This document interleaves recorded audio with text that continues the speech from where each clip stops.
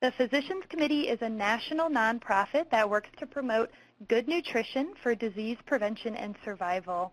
We offer educational resources for schools in addition to resources for healthcare professionals and lay people.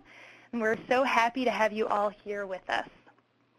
So our learning objective today is to describe the relationship between processed meat and cancer, identify 3 strategies for replacing processed meat in menu planning, and to summarize strategies to market new options on the menu. So hopefully by the end of the webinar, you'll be able to do all 3 of those things. And just a few housekeeping items.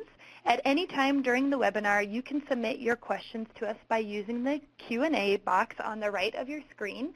And I see some of you have already started answering questions, asking questions. At the end of the webinar, we'll answer any questions that you have that we haven't already answered. If you're a registered dietitian, we'll email you a link to the continuing education certificate after the webinar. And you don't need to call into this webinar. You could just listen through your computer speakers. And we are recording this webinar, and we'll have it up online tomorrow. Before I introduce our speakers, I would like to do a quick poll with you. How many people have read the World Health Organization's report on processed meat and cancer?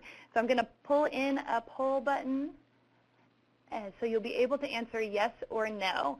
So you can just click here, yes or no, and let us know. I see some of you doing it here. Great. All right. It looks like the majority of us have not read the report yet, which is wonderful, because our first presenter is going to be able to tell us all about it. So I'll quickly introduce the 3 presenters, and then we'll jump right into the topic. So today we'll have first Dr. Mariana Stern. She's an associate professor in the Departments of Preventative Medicine and Urology at the Keck School of Medicine of the University of Southern California. She was invited by the World Health Organization to participate in International Agency for Research on Cancer's monograph on the carcinogenic risk to humans, focusing specifically on the consumption of red and processed meats. And we're thrilled to have her here with us. Then we'll hear from the Physician Committee's own senior dietitian, Karen Smith, who will discuss how this science affects schools. And last but not least, we'll have Amy Hamlin, the Executive Director of the Coalition for Healthy School Food, which is a nonprofit that introduces plant-based foods and nutrition education to benefit the whole school community. They're doing amazing work, and we're really excited to hear her thoughts on how to market changes in the lunchroom. So we'll jump right in with Dr. Stern. So Dr. Stern, you can take it away.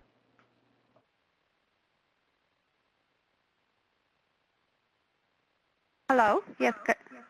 Yes, you can hear me. Okay. Hello. Thank you to the Physicians Committee for inviting me to give this webinar. It's a pleasure to be talking here with all of you.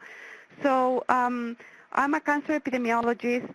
I study dietary risk factors for cancer, and as it was mentioned before, I had the opportunity of being part of the World Health Organization panel that examined the role of red meat and processed meat, so I'm going to tell you a little bit about that.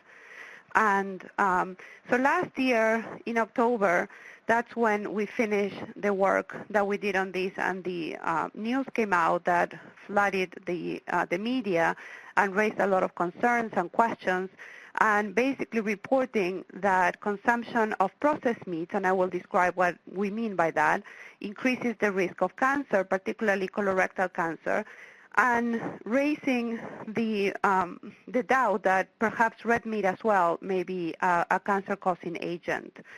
So I want to explain a little bit or share some of the frequent questions that I get when discussing this topic.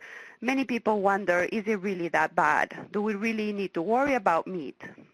So I will talk a little bit about that. Another concern is that because so many different pieces of media come out almost on a daily basis reporting on different dietary factors, a lot of people in the public wonder, well, scientists say this today and tomorrow they will say it is good for us, so maybe we shouldn't pay attention to that. So I want to address that too.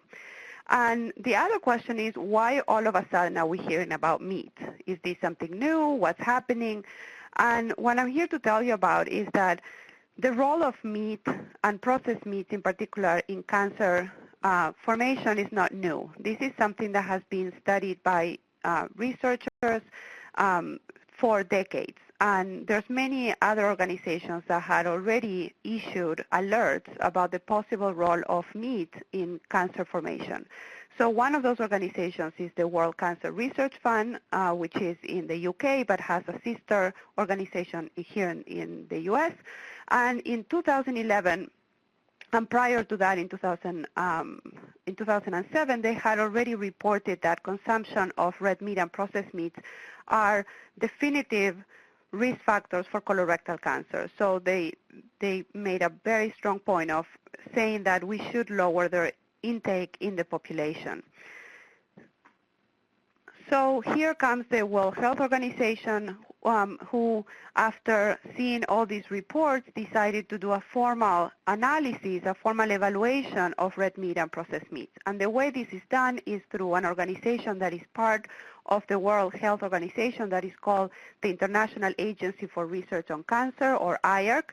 And IARC has been around since I believe since the 70s, and the goal of this organization is indeed to evaluate agents in the environment that may increase the risk of cancer, that may contribute to the formation of cancer. So they have developed a system by which they can systematically evaluate all the information that is available to determine whether we should really worry about them and do something about it and remove them from the environment. So since 1970, they have evaluated more than 900 different agents.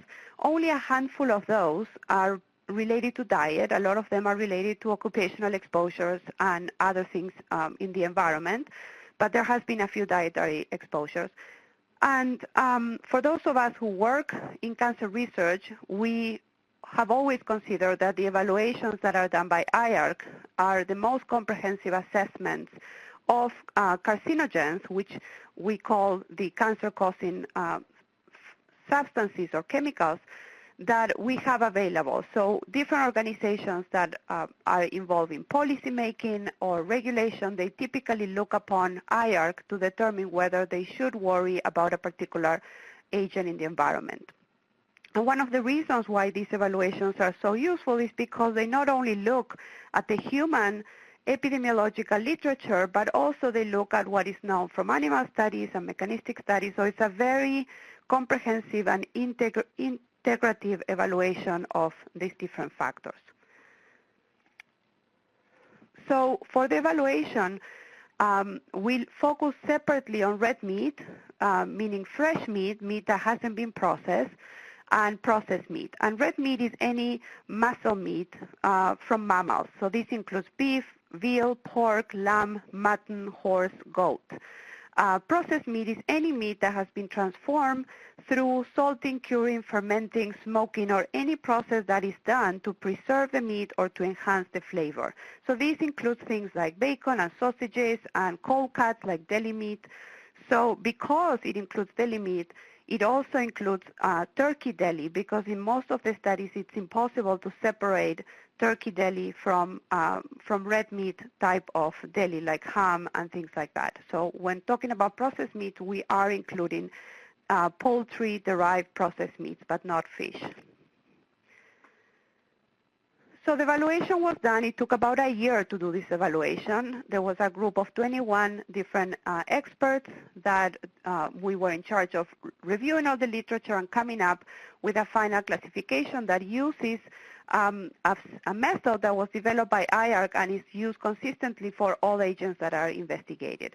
So at the end of the evaluation, we concluded that based on the epidemiological evidence, the human population data, that consumption of processed meat is a group 1 carcinogen. What does this mean? It means that this is the highest level of classification. This means that we have enough evidence that intake of processed meat causes cancer.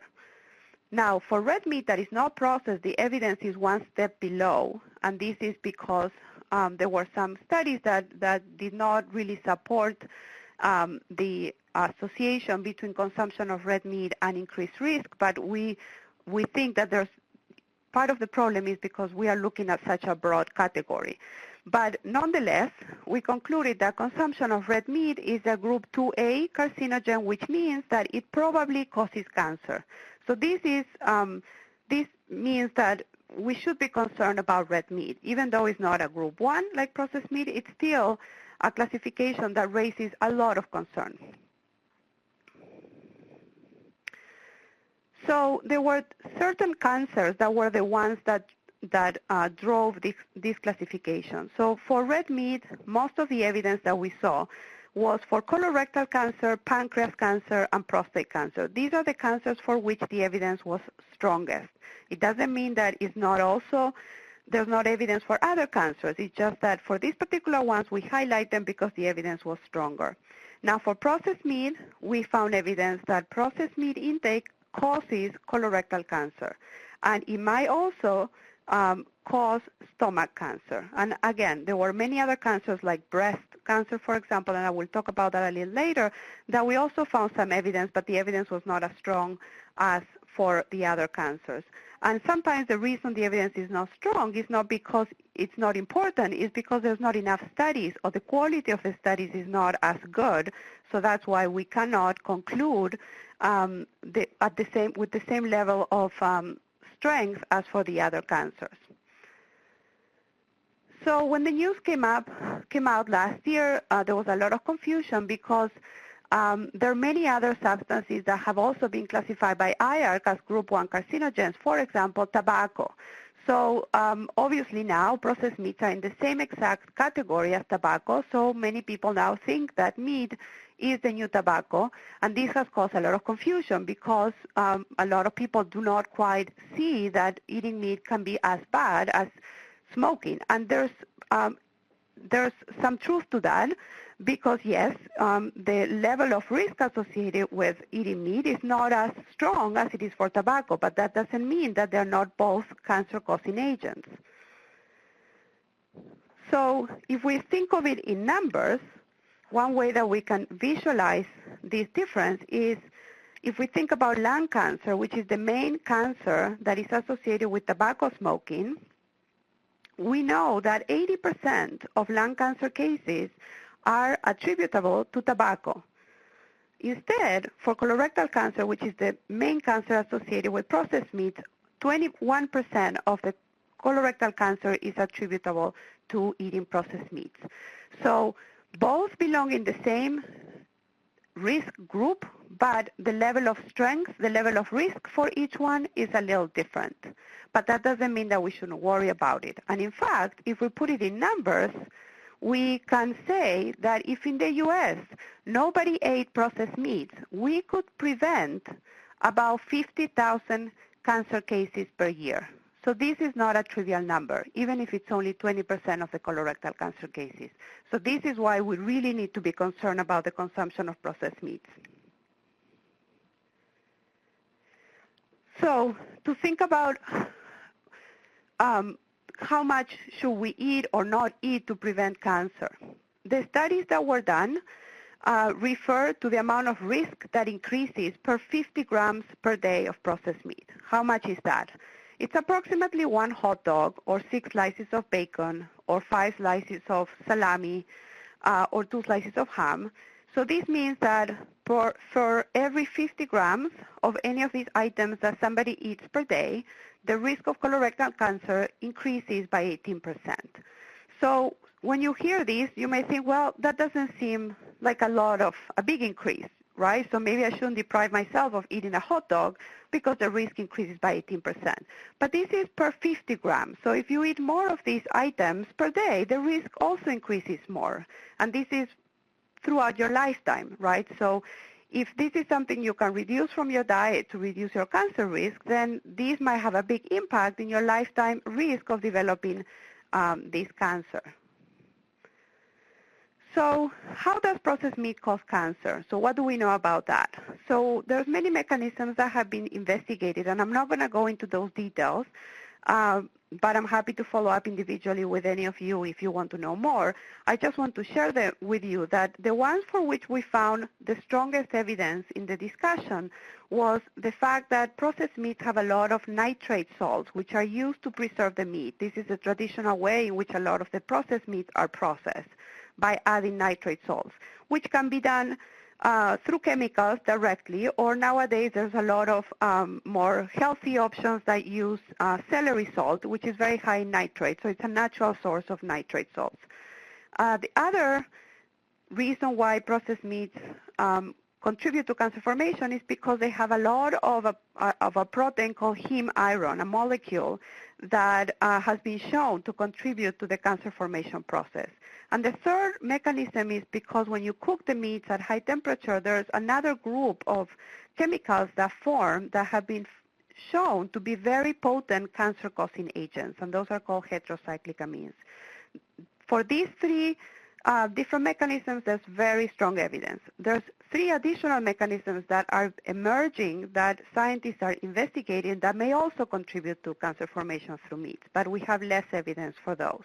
So the takeaway from this is that processed meat have compounds in the meat or that form in the process of cooking the meat that can contribute to the cancer formation process. And the evidence for this is very strong. And this is why we concluded that processed meats are a type 1 carcinogen.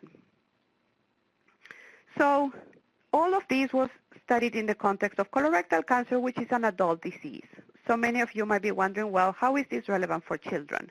Is it relevant at all? And the answer is yes, it is relevant because colorectal cancer is a disease that may take decades to develop. What we eat as children may very well influence our lifetime risk of developing colorectal cancer. And there's a lot of research we need to do to understand this, but there's data emerging that suggests that this might be the case. Specifically for breast cancer, there are some alarming studies that show that consumption of processed meat during the teenage years or during puberty actually has an effect in the risk of developing breast cancer as an adult. So this is overall telling us that we should worry about what our children are eating because these may have an impact in their cancer risk when they are adults, in particular for these two cancers for which we already have evidence that this might be happening. So to put things in concrete numbers, and I know that the other speakers may actually talk more about this, so I'll be very brief. The current recommendations that emerge from these studies that we have done are that red meat not processed, so fresh red meat, things like beef or baked ham, hamburgers, steaks, these types of red meat that are not processed, they should be limited to 500 grams per week, which is about 18 ounces per week, or about less than 3 ounces per day. So if you look at the pictures there, I have calculated, for example, a Big Mac has a little bit over 3 ounces. A portion of meat that is about the size of a deck of cards is about 3 ounces. So this is the maximum amount of red meat that is recommended that people should eat in order to stay below the risk of colorectal cancer. Now, what I want to add is that most of this meat we're talking is fresh. So the idea is that processed meat should be limited as much as possible. So processed meat should not really be considered as a source of nutrients in a healthy diet. It should be added as a treat, as something that one eats because we like it, so we eat it once in a while, but not as a source of daily diet. The way that I like to think about it is we know on the one hand that red meat increases the risk of cancer. We also have overwhelming evidence that high intake of fruits and vegetables reduces the risk of many cancers, colorectal cancer in particular. So high intake of fiber, fruits and vegetables lowers the risk of several cancers. So given all that we know, maybe one way to think about it is to shift the paradigm of how we prepare our plates. So we are accustomed to having plates where the main course or the main item is the meat as the source of protein and the vegetables are on the side. So maybe it's time that we start thinking the other way around and having fruits and vegetables be the main part of the plate and meat being sort of the add-on or the accessory just for taste, but not the main source of protein.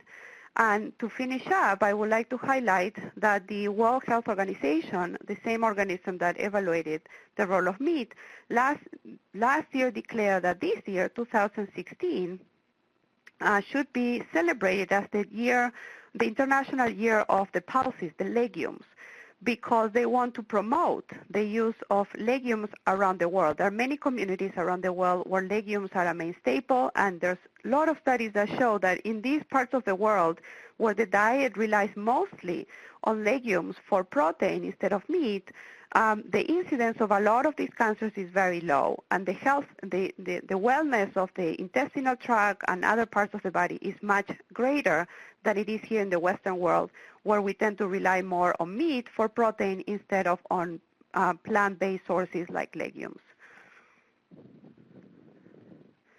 So with that, I would like to thank you, and here's my email address.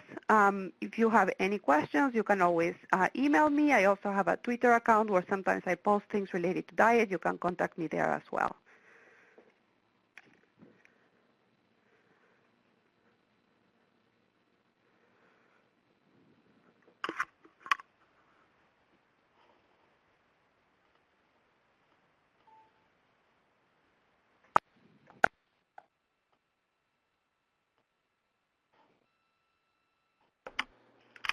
Hi, everyone. Next up, we have Karen Smith, our senior dietitian with Physicians Committee. Karen, you ready? I sure am. All right, thanks. I'm just looking for the presentation here.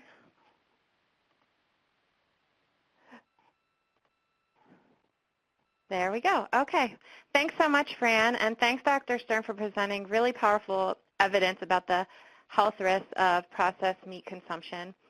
I know for myself, as a mom and a dietitian, it's really empowering information for me, not only to protect my own children, who you can see in that picture to the left, but also to spread the word about the health risks associated with eating processed meats.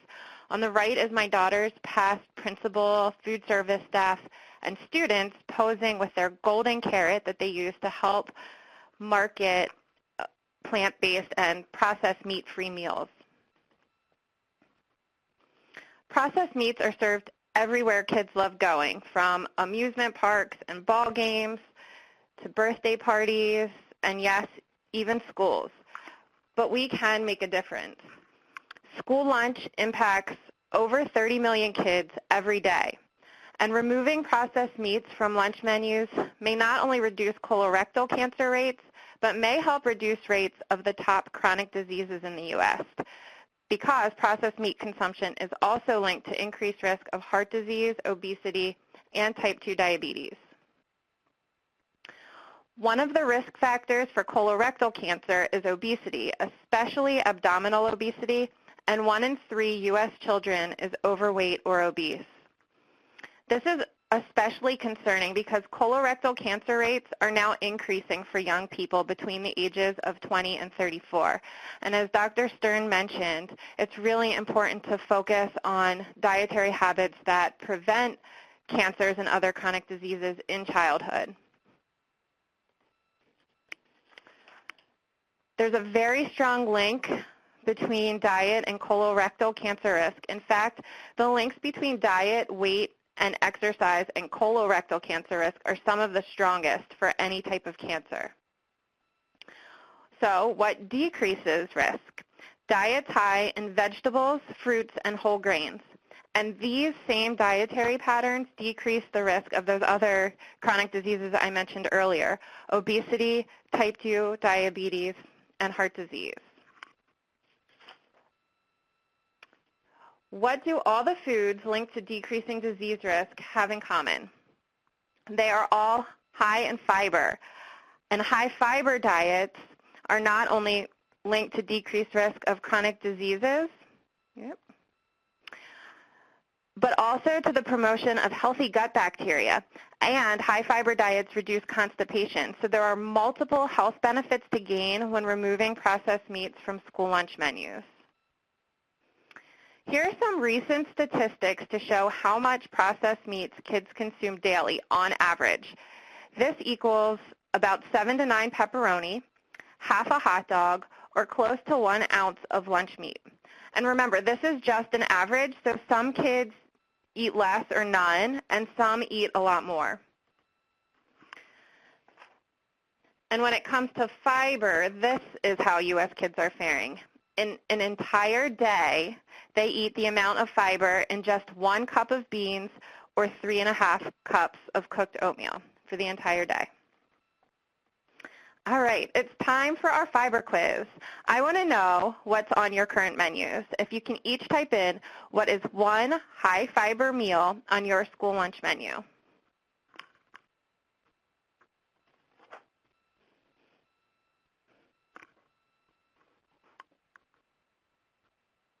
Baked beans, I see. Salad bar, black beans and salsa, great. Rice.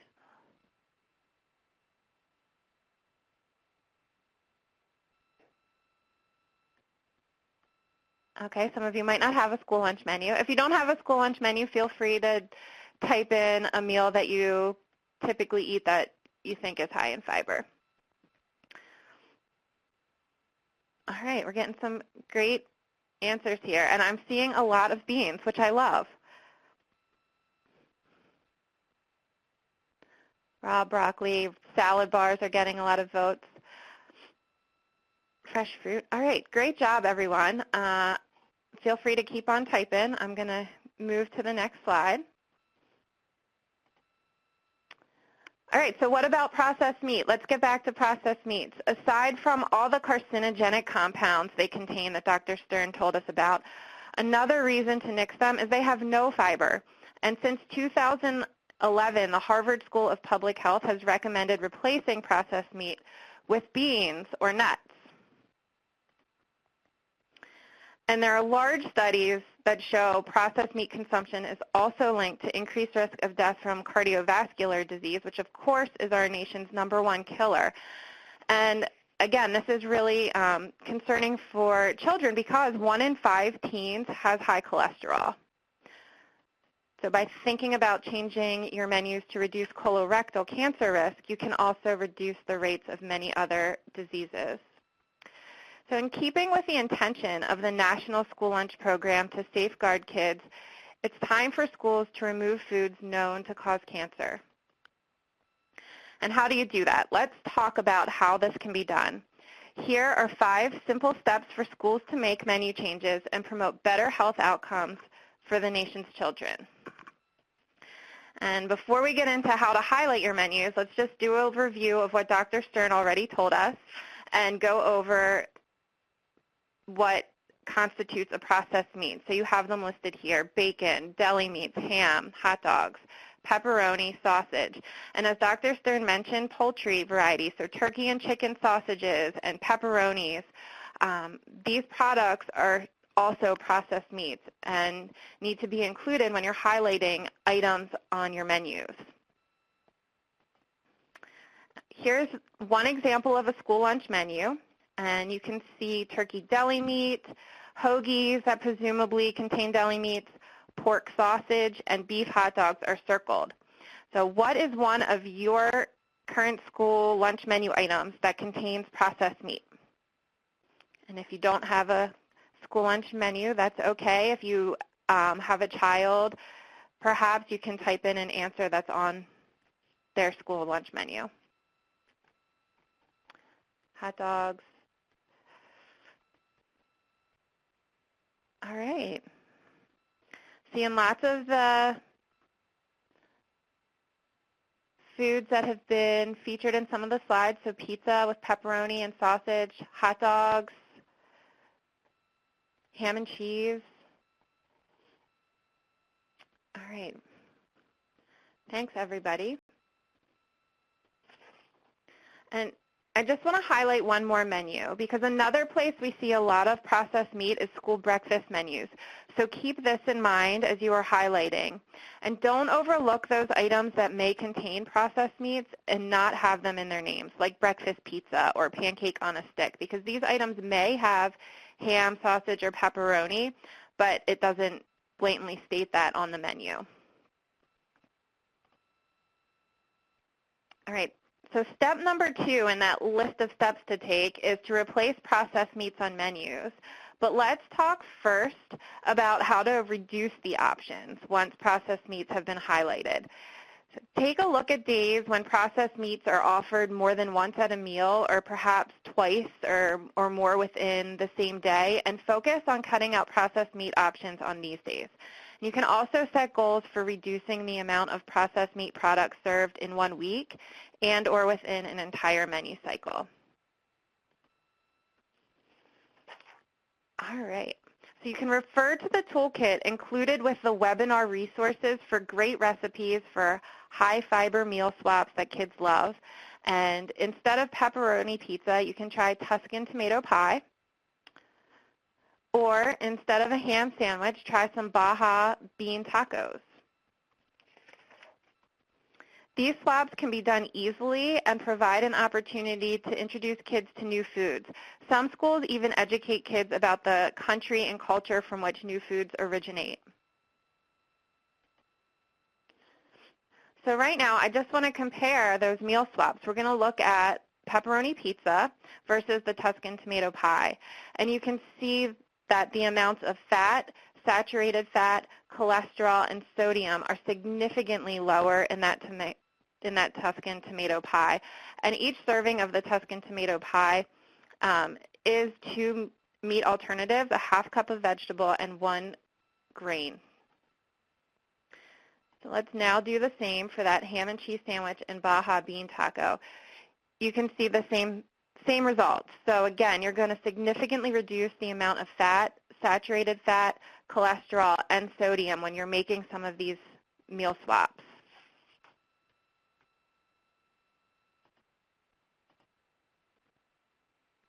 There are so many more options for meal ideas when you remove processed meats. Black bean vegetable wraps, our powered up chickpea pasta, hummus sandwich, falafel sandwich, and black bean burgers are really just a few more examples that you can find in our resources. So I want to hear from you and know your recipe swap ideas. So if everyone can type in one now.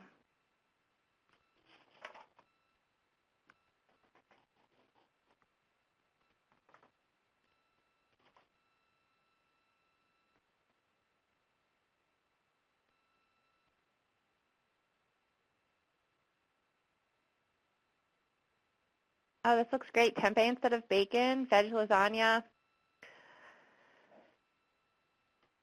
Again, I'm seeing lots of bean options, of course, which is great.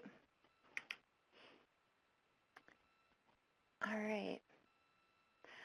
Some of you may be wondering about the protein, right? Plant-based meals provide more than ample protein, so you can stop worrying. And when you think about it, protein is not the lacking nutrient leading to these chronic diseases. It's not protein that people are missing that causes overweight and obesity or colorectal cancer. Over 90% of American children do not consume adequate fiber. And all plants contain a combination of protein, carbohydrates, and fat in varying amounts. And so when you add up the protein in all the components of school lunch, they provide more than what is needed for growing kids. We don't need to just think of the meat or meat alternative as being the only source of protein on the plate. And the position of the Academy of Nutrition and Dietetics states that well-planned vegetarian diets are appropriate for individuals during all stages of the life cycle, including pregnancy, lactation, infancy, childhood, and adolescence. So just in case you haven't read the 571-page USDA scientific report of the 2015 Dietary Guidelines Advisory Committee, it states that a plant-based diet is not only more health-promoting than a diet high in animal-based foods, it also has less of an environmental impact, which is just an additional incentive to making menu changes. And replacing processed meats with high fiber, plant-based meals, so those beans that you're using in all of your recipe swaps are going to really increase the fiber in your meals. That's going to help lower standards for saturated fat. And the key findings in the School Nutrition Dietary Assessment Study 4, which looked at the 2009-2010 school year, showed close to 50% of elementary and secondary schools not meeting saturated fat standards.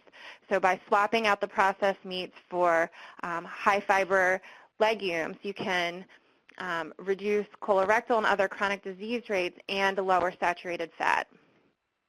All right, so we're on to step 3, marketing your new menus. It's really important to keep the message fun and positive. You can engage students to be active participants in the new menu selections.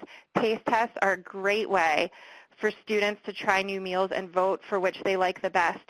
You can try handing out stickers to students who participate in the taste tests.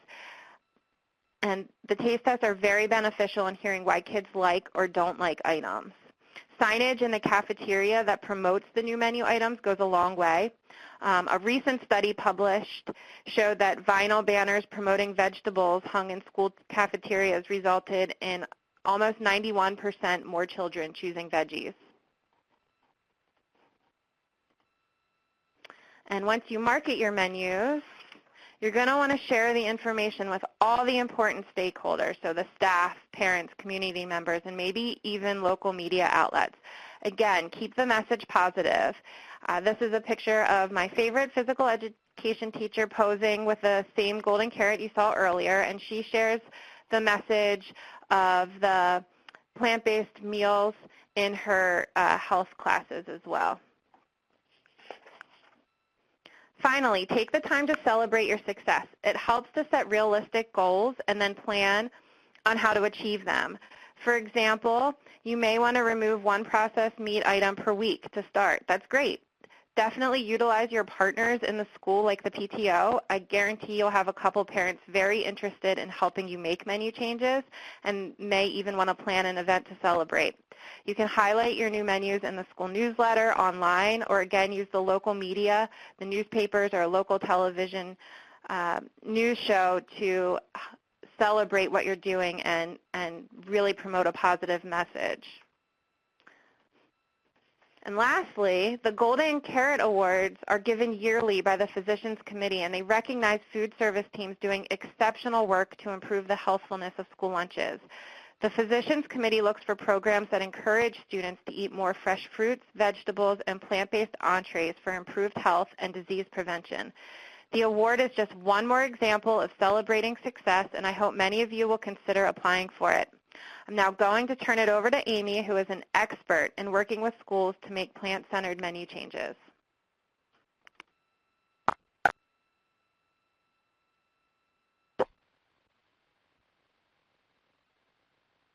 Hello? Hi, Amy. We've got you. Thanks for taking it away. Great. Thank you so much, Fran, Karen, and Dr. Stern. This is a great presentation, and I'm so glad to be a part of it. So, the Coalition for Healthy School Food is a nonprofit organization, and our mission is to promote plant-based alternatives for the meat alternate category of school lunches or breakfasts, and to provide nutrition education and resources to educate the whole school community. And when I say the whole school community, I mean not only the students, but all the adults. So the parents, the teachers, the administrators, and the food service personnel. And our program in the Ithaca City Schools actually won the Golden Carrot Award from PCRM, so that was very exciting.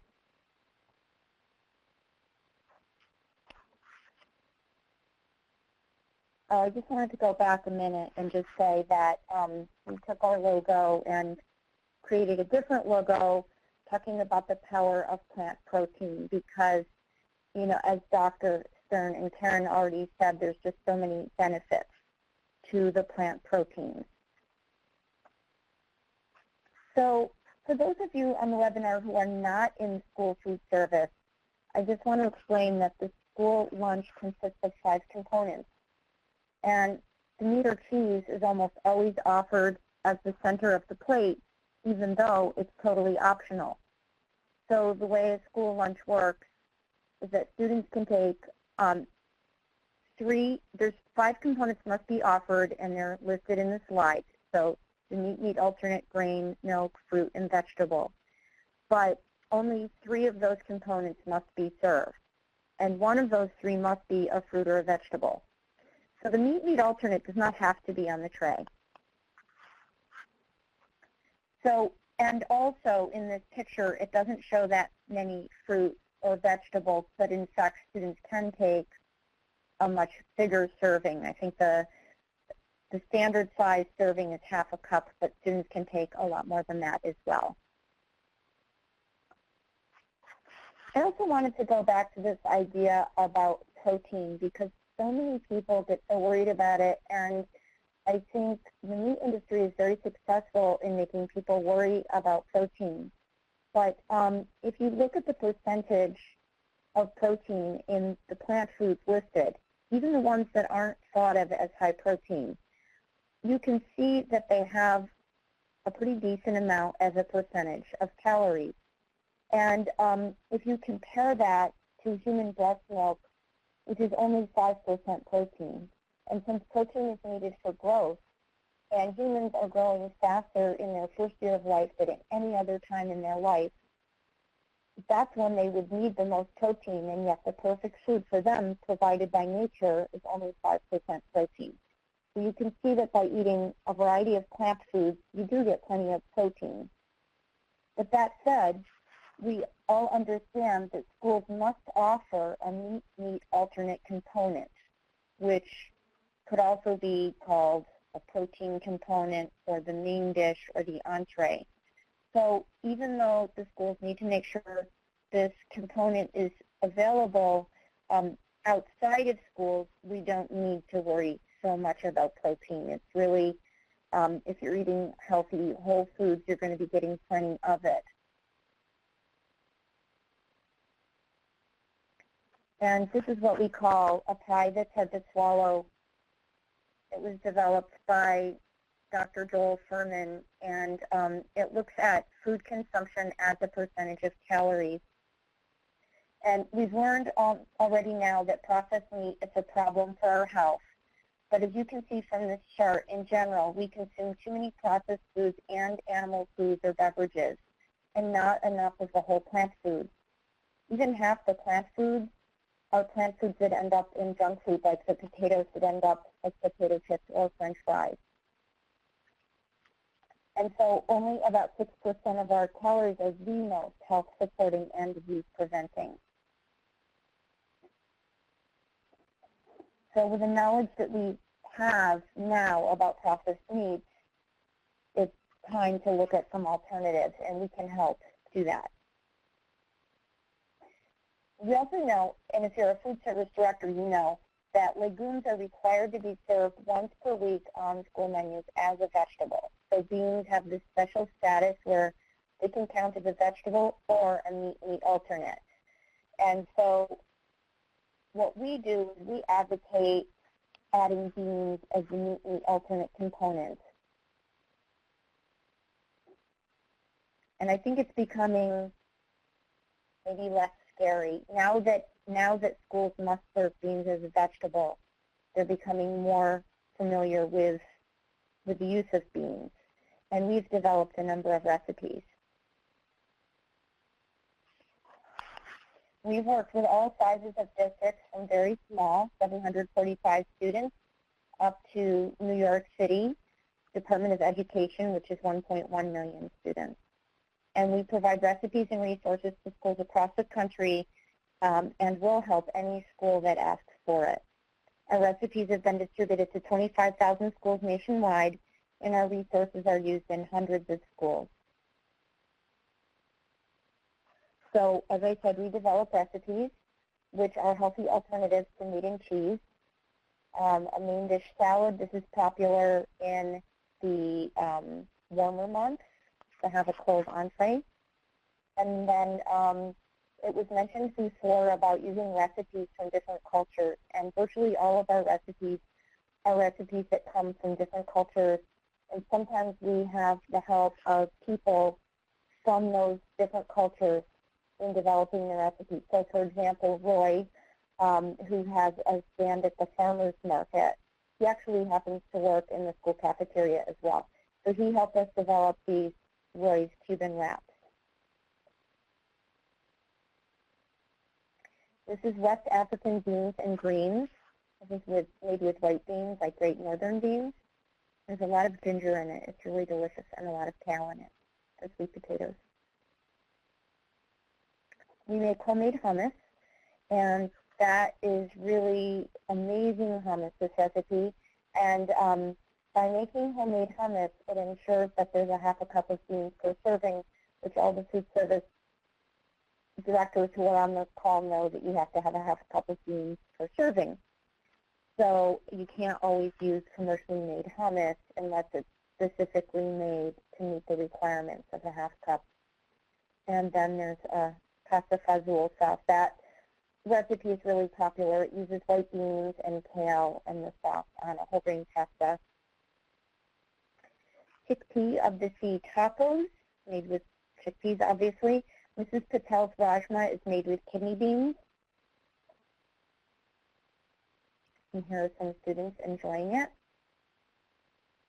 Rajma is the Indian word for kidney beans, and it's a kidney bean curry. And one of the favorite recipes of the students. It's also extremely easy to make and extremely inexpensive to make. We also work with chefs to develop recipes. So many of the recipes that we use in the Ithaca City Schools, we developed in partnership with Moosewood Restaurant. And many people have heard of Moosewood Restaurant because they have a lot of cookbooks. And we also work with Chef Noah Sheets, who's a former executive chef in the governor's mansion in the state capital of New York State. So he's worked with 5 governors. And he comes in and he was developing sliders, which are mini veggie burgers. And here we are in the classroom testing those sliders. Before the children taste them, they smell them, they look at them, and then we have them all taste them at the same time. We tell them not to yuck somebody else's yum, so they don't get to say out loud how they feel about it if they don't like it. And here are more, now we're asking the kids how many like it and how many would eat it if it was on the lunch menu.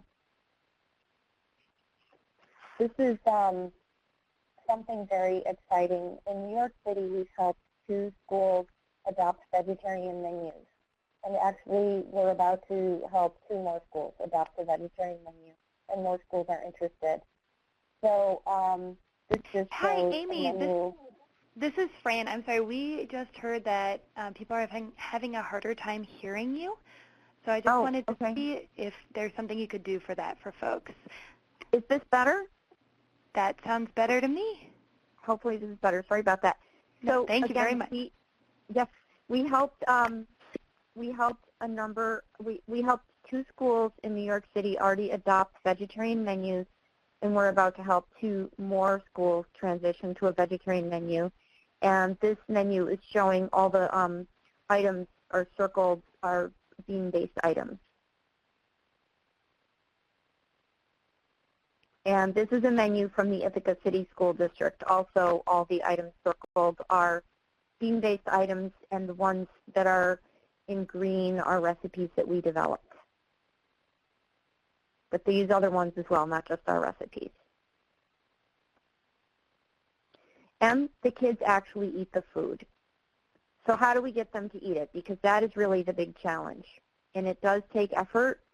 You can't just add things to the menu. I'm sure any of the food service directors know if you just try to add healthy things to the menu, then the students don't necessarily eat it, and it might be unsuccessful. So we do a lot of work to get the kids interested in the food. First of all, we educate the whole school community. So these are some pictures from the smallest school districts that we work with. We did hands-on training with all of the school food service staff. We did a presentation also to the food service staff and a presentation to all of the teachers and administrators in the school. And then that was this past spring, and then in the fall when the school had the open house night for back to school, they had 3 of our entrees on the menu. They also offered pizza, but it was 3 of our entrees, so that was the main focus. The principal sat down at every table with every set of parents, and even though this is a farming community and there was some feeling that people might be skeptical about it or not happy about it, the principal said after speaking to every group at every table that they really got it, that they really understood that this really is important because our health is at stake. So we're going to be doing, the next step we're going to be doing with this school is an all-school event for the students, and they will be looking at the ingredients, touching the ingredients, seeing a little slideshow that shows images from the culture that food is from, and playing some music from that culture, and then finally tasting the food. Also, we think it's really important to let students name the recipes.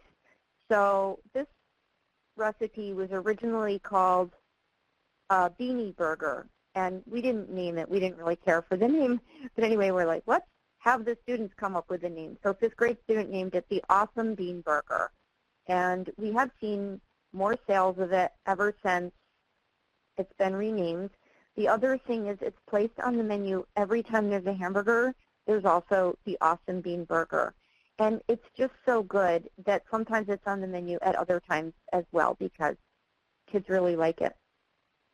And I should say, teachers too. We have a lot more teachers eating in the cafeteria now with these options. Okay. Now for some reason, all the posters aren't showing up on this slide. But these are a poster and a serving line size sign for the Awesome Bean Burger. But there were 2 other posters on this slide, but they're not showing up. So I'm not really sure. But we have these posters available that you can use if you want to use any of our recipes. We found the most effective way to get students to eat the food is to do taste testing on the lunch line right before they go through the line and make their decision of what they're going to have that day. And we have found that it has increased consumption up to 10 times. What we did was we handed out the taste samples while they're in line, and we did that process 2 different times when that same recipe was offered. The 3rd time, we stood in line and we gave them a verbal reminder that that food was available. And then the 4th time, we observed without any reminder. And the numbers went down a little bit, but they still stayed much higher than they were originally. So we saw a huge increase by doing this method of taste testing. The other thing is sometimes, for whatever reason, the recipe doesn't come out as good as we had hoped. This happens rarely, but it has happened. And if you find that to be the case and you're all set up to do a taste testing that day, we cancel it because you don't want to have students eating something on the line that doesn't taste really delicious and try to convince them that it's really delicious when it's not. So we bring the chefs in to work with the school cooks, and we work with them to train them about making the food and also providing motivation for making the food. We also teach a curriculum in the classroom. This includes nutrition education, but also some hands-on food preparation. We do that with 360 students every week in New York City. We also teach cooking classes in after-school programs. And in those cooking classes, we make the recipes that are on the lunch menu. So our recipes are called Cool School Food recipes. So that's what we make in the cooking classes. So then the students make those things, and then they know that they're on the lunch menu. We also have heard from many families that they cook the recipes at home And we have them available in family-size recipes on our website, which is healthyschoolfood.org. We also have recipe-specific announcements, and one is made the day before the Cool School Food recipe is on the menu, and then one is the day of.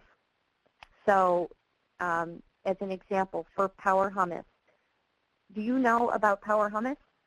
Hummus is a delicious dip made with chickpeas, garlic, lemon, and herbs that is very popular in the Middle East. Power Hummus helps make you strong, and it's a Cool School food. So get some carrot sticks or other veggies and take a magic carpet ride to the land of deliciousness with Power Hummus in the lunch line tomorrow. And then the day of, ride the magic carpet with Power Hummus in the lunch line today. I like to dip carrots and cucumbers in this delicious dip made from garlic and chickpeas. It's great on sandwiches too. Find it in the lunch line today and take a dip. So, this is oftentimes read by the principal. So the principal, when the principal likes it, then students are also more willing to try it. We found that the most important factor is that all adults be on board. When all the adults are on board, the parents, teachers, the food service personnel, the administrators, this is what really makes offering these recipes successful in the school.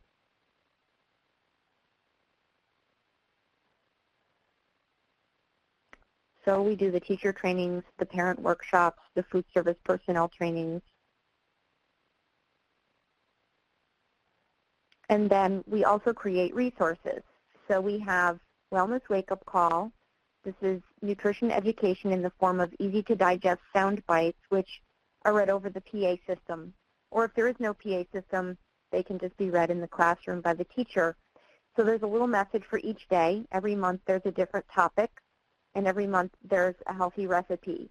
And these messages go home with the students at the end of the month, and we encourage the families to make this recipe together with their child.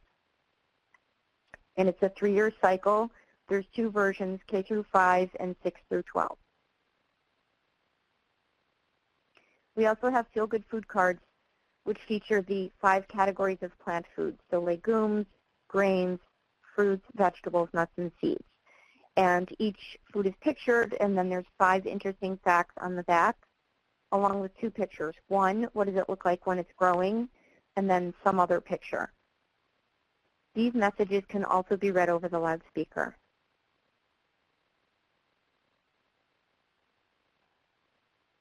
The recipes we have discussed contain beans or lentils for the most part. They might also contain tofu. There's also a place for plant-based meats. We are currently in conversation with a large company that makes plant-based sausages to develop some that would meet the USDA guidelines for school meals. So we're going to have a quick poll, and I'm interested to know how many of you would be interested in offering these in your school. And I'm really specifically interested in knowing the answer to this from the food service staff that are on the line.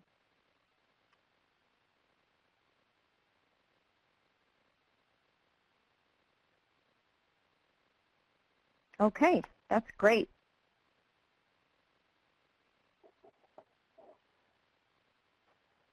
You can keep answering that if you haven't. So here's my contact information. Feel free to reach out to me. We are happy to help any school that needs help.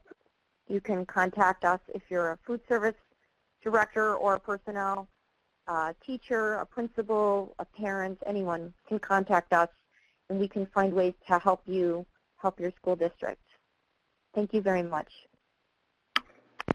Thank you, Amy. We really appreciated the information you shared with us. That's wonderful. So we're going to jump right in with questions now. We've been getting questions throughout the webinar. We're already right at 5, so we won't be able to get to everyone's, but we do want to answer a few. So we'll start off here with Karen.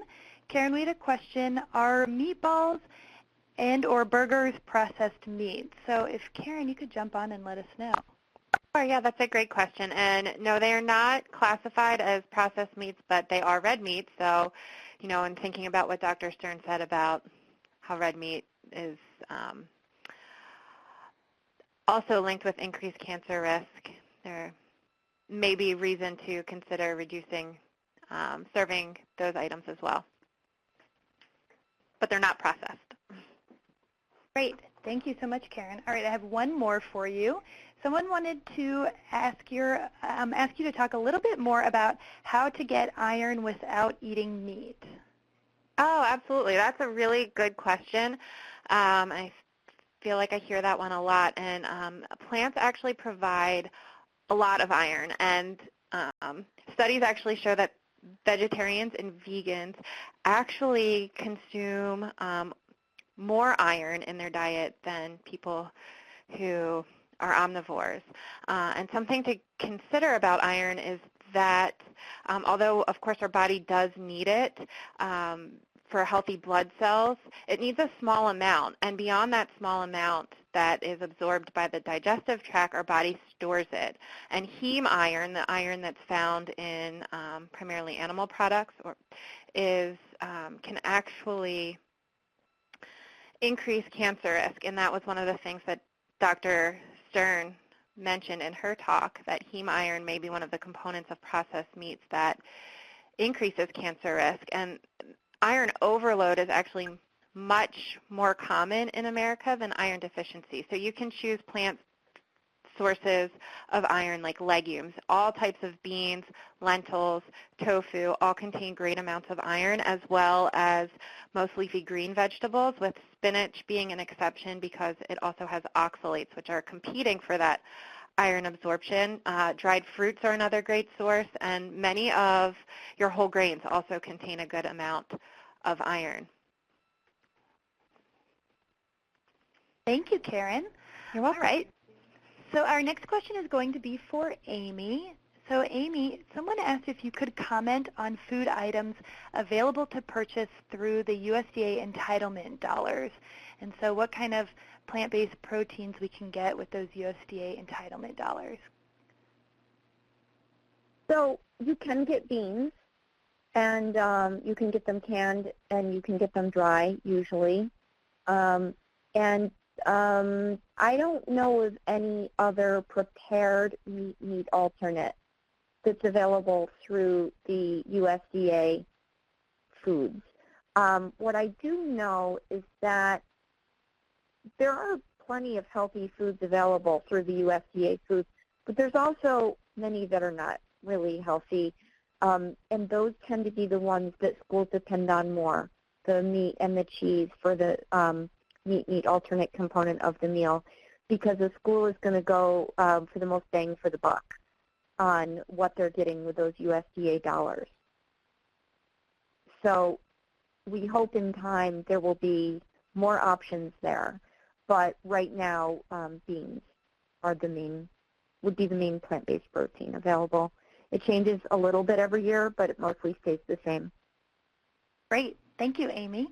We're going to do one last question. Before we do that, I want everyone to know that if we didn't get to your question today, or if you think of some questions after the webinar, please do join us for our follow-up webinar, which will be a month from today at 4 p.m. Eastern.